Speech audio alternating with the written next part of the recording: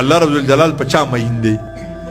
نن زه تاسو ته یو خبره کوم او چې ماښام لاړ شئ بسترې کې څملی زما په دې خبره به یو 15 منټه سوچ کوئ به څوک وایي چې زه به پرې سوچ کوم. خدای دې تاسو خوشحاله کړي. موسی علیه الصلاة والسلام ته الله رب الجلال موسی علیه السلام درخواست درود شریف ووایه.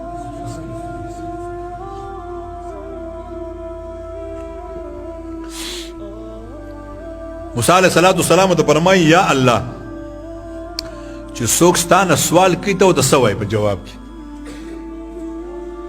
نو الله رب الجلال ورته وایي چې څوک ما نه سوال کوي ای الله زه ورته وایم لبیک حاضر یم څه وایي.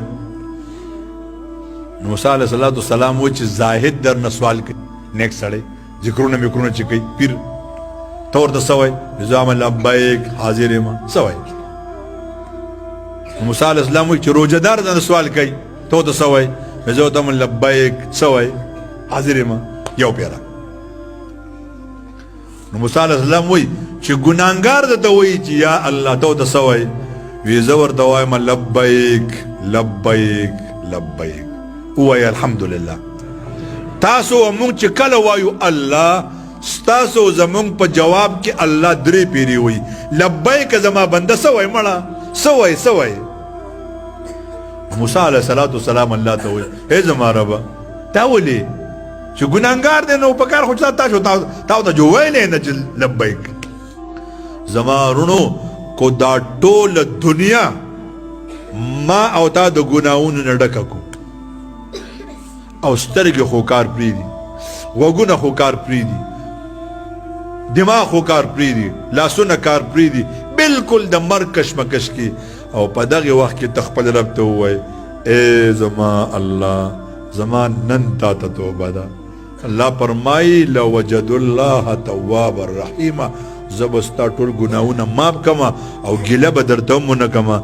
سپین ږیرې شوې نو اوس ما ته توبه وباسي. سترګې دې کار نه کوي نو ځکه اوس توبه وباسي. غوږونه دې کار نه کوي ځکه اوس توبه وباسي. لاسونه دې کار نه کوي. الله وایي نه. یو سړی دی د شپې بت ته ناست دی او بت ته وایي یا صنم یا صنم یا صنم. په دې دوران کې دله خوب راغی داسې چې سترګې غورځېدې داسې سر یې غورځېده وایي یا صمد. الله ورته د عرش نه وایي لبیک یا عبدي څه وایې. فرشتې وایي زموږ ربه دا سړی خو خطا شو ده خو تا ته اواز نه کوو ده خو صنم ته اواز کوو. ای زما وروڼو ای تبلیغیانو ای علماو مړه د خدای نه دا خلک مه یېروئ. الله ډېر مهربان. هغه ورته فرمایي ای زما فرشتو چې صنم ته اواز کو سار نه تر ماښامه هغه ورته جواب نه ورکو او ما ته په غلطۍ سمد وي زه ورته هم جواب ورنکم په ما کې په بت کې څه فرق شو.